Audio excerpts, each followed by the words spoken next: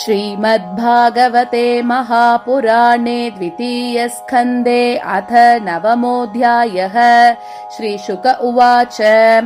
आत्ममायामृते राजन् परस्यानुभवात्मनः न घटेतार्थसम्बन्धः स्वपन्द्रश्चुरिवाञ्जसा बहुरूप इवा भाति मायया बहुरूपया रममानो गुणेश्वस्य ममाहमिति मन्यते यर्हि वावमहिं निस्वे परस्मिन् कालमाययोः रमेत गतसम्मोहः त्यक्तवोदास्ते तदोभयम् आत्मतत्त्वविशुद्ध्यर्थम् यदाह भगवान् ऋतम् ब्रह्मणे दर्शयन् रूपम् अव्यलीकव्रताधृतः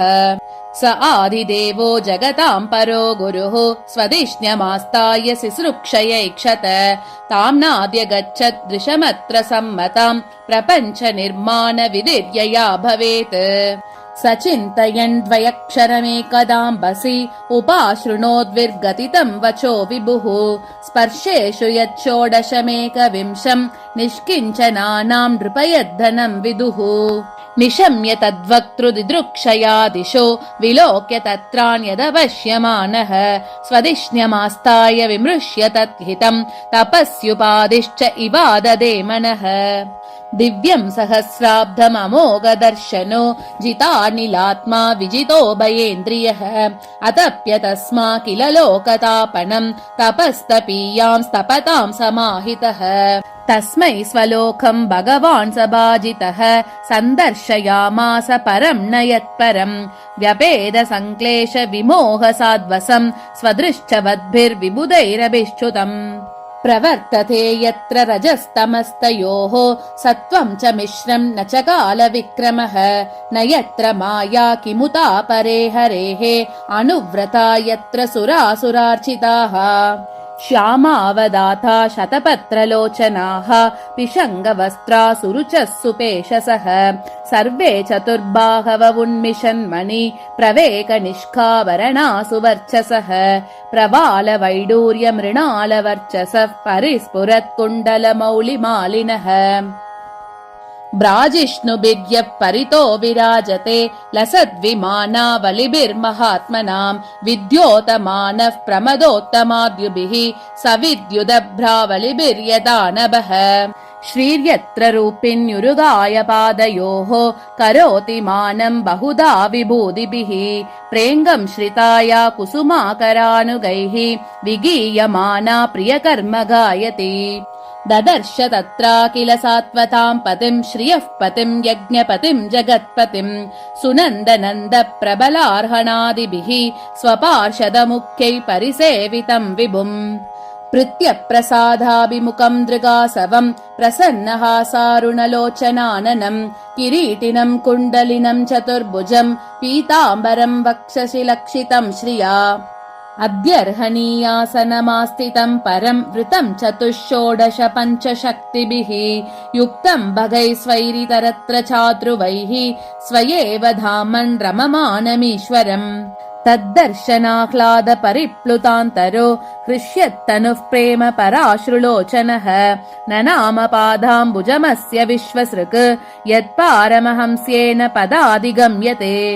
तम् प्रीयमानम् समुपस्थितम् तथा प्रजा विसर्गे निजशासनार्हणम् भभाषयीषत् स्मितशोचिषा गिरा प्रियः प्रियम् प्रीतमनाः करे स्पृशन् श्रीभगवानुवाच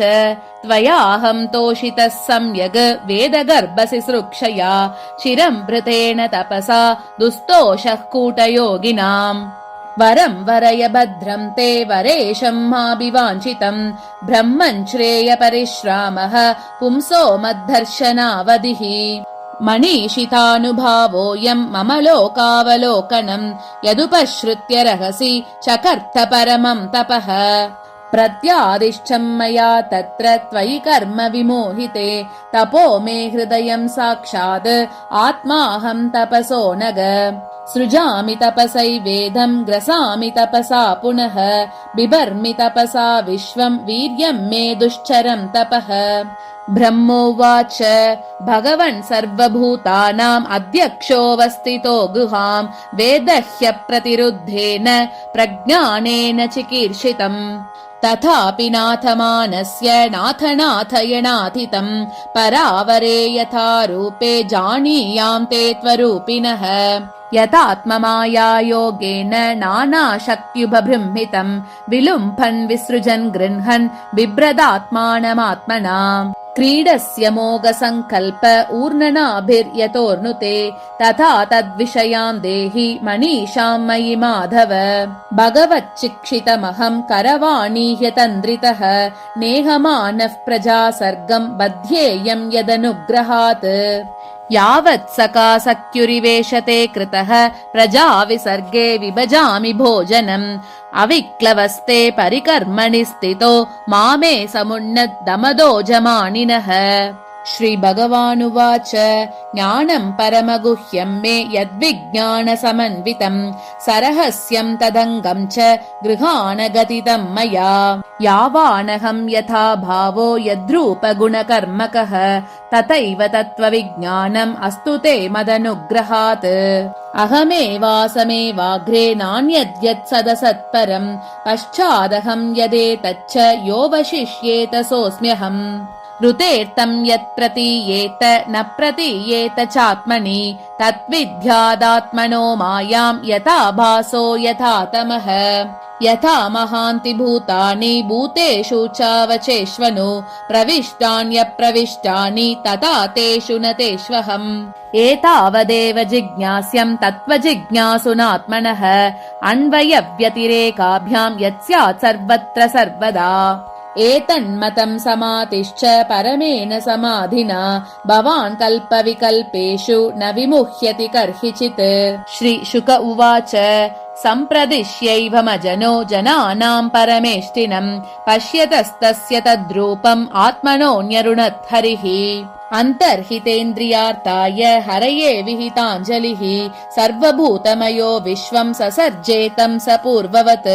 प्रजापतिर्धर्मपतिरेकधा नियमान् यमान् भद्रम् प्रजानामनविच्छन् आतिष्ठत् स्वार्थकाम्यया तम् नारदः प्रियतमो रिक्ताधानामनुव्रतः शुश्रूषमाणः शीलेन प्रश्रयेण दमेन च मायाम् विविदिशन् विष्णोः मायेशस्य महामुनिः महाभागवतो राजन् पितरम् पर्यतोषयत् तुष्टम् निशाम्य पितरम् लोकानाम् प्रपितामहम् देवर्षिः परिपप्रच्छ भवान् यन्मानुपृच्छति तस्मा इदम् भागवतम् पुराणम् दशलक्षणम् प्रोक्तम् भगवता प्राह प्रीतः पुत्राय भूतकृत् नारदः प्राह मुनये सरस्वत्यास्तटे नृप ध्यायते ब्रह्म परमम् व्यासायामित तेजसे यदुताहम् त्वया पृष्टो वैराजात् पुरुषादितम् यदासीत् तदुपाख्यास्ते प्रश्नानन्यांश्च कृत्स्नसः इति श्रीमद्भागवते महापुराणे 2. स्कन्धे 9. अध्यायः।